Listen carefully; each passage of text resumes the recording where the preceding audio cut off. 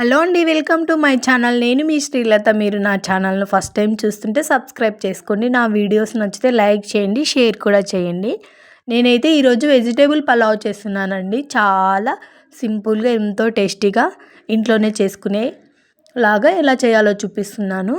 ముందుగా అయితే దీనికోసం నేను బాగా పండిన 2 టమోటాలు, ఒక పెద్ద సైజు ఆనియన్, ఒక క్యారెట్, ఒక మిర్చి, అలాగే ఒక కప్పు పచ్చి బఠానీలు, అలాగే ఒక 10 బీన్స్, కొంచెం క్యాలీఫ్లవర్ కట్ చేసి తీసుకున్నానండి. నేను ఒక కప్పు మీల్ మేకర్ను కూడా వేడి నీళ్ళలో నానబెట్టి తీసుకున్నాను.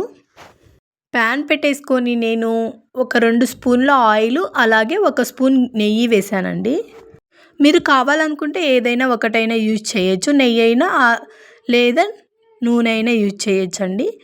ఇంకా ఈ ఆయిల్ అంతా వేడెక్కాక మన బిర్యానీ ఆకు, చెక్క, లవంగ, మిరియాలు, ఇంకా బిర్యానీ పువ్వు, షాజీరా, ఇలాచీ వేసాను. కొంచెం ఫ్రై అయ్యాక కట్ చేసి పెట్టుకున్న ఆనియన్స్ వేసి, ఆనియన్స్ అన్నీ బాగా గోల్డెన్ కలర్ వచ్చేంత వరకు లో ఫ్లేమ్లోనే ఫ్రై చేసుకున్నాను. మనకి ఎప్పుడైతే ఆనియన్స్ మంచిగా గోల్డెన్ కలర్ వస్తాయో బిర్యానీ అనేది చాలా టేస్ట్ వస్తుందండి. ఏ బిర్యానీకైనా మనకు ఆనియన్స్ని ఫ్రై చేసుకునే దాంట్లోనే ఉంటుంది.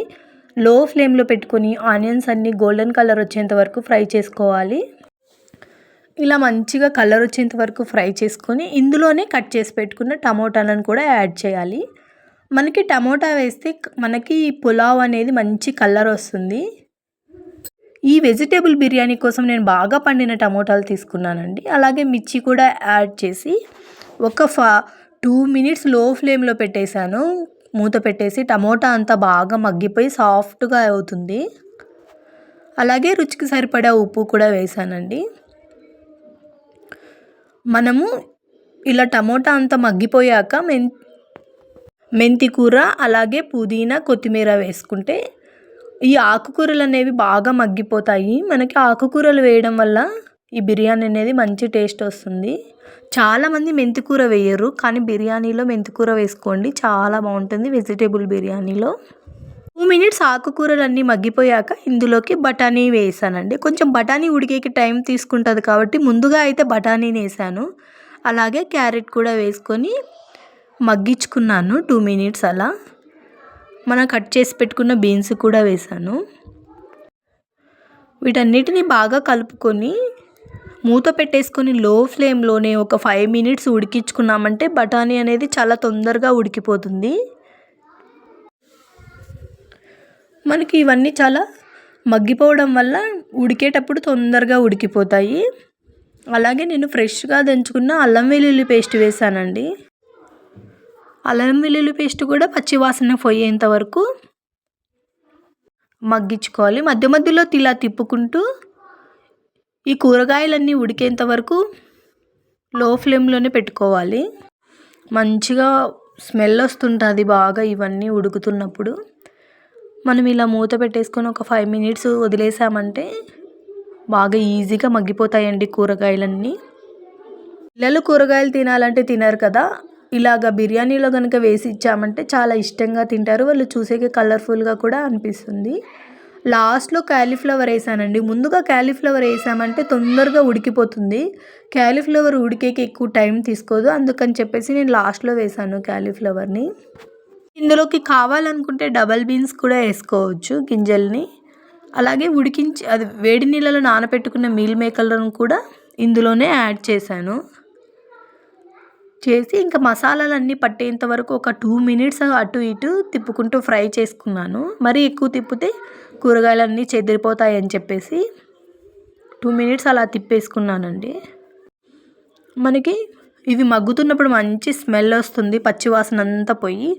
అప్పుడు కొంచెం ధనియాల పొడి, కొంచెం బిర్యానీ మసాలా వేసానండి. వేసేసుకొని తిప్పేసుకోవాలి.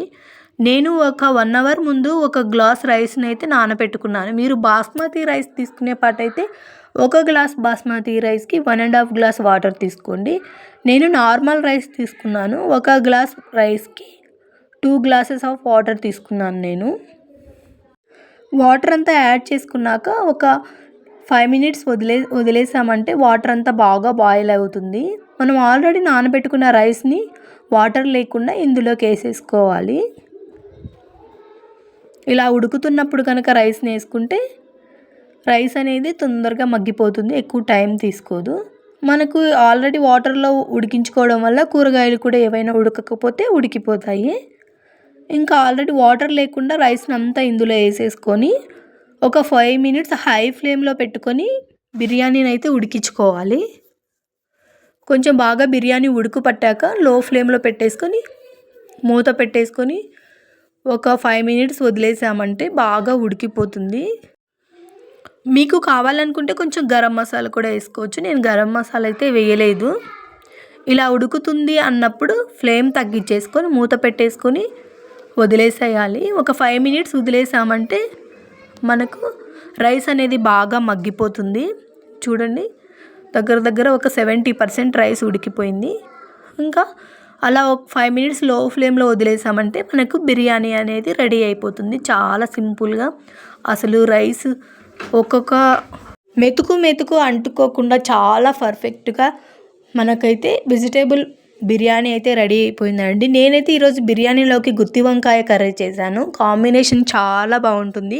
ఈ గుత్తి వంకాయ కర్రీ వీడియో కూడా మన ఛానల్లో ఉంది, కావాలనుకుంటే చూడండి వీడియో నచ్చితే లైక్ చేయండి. Thank you. సబ్స్క్రైబ్ చేసుకోండి.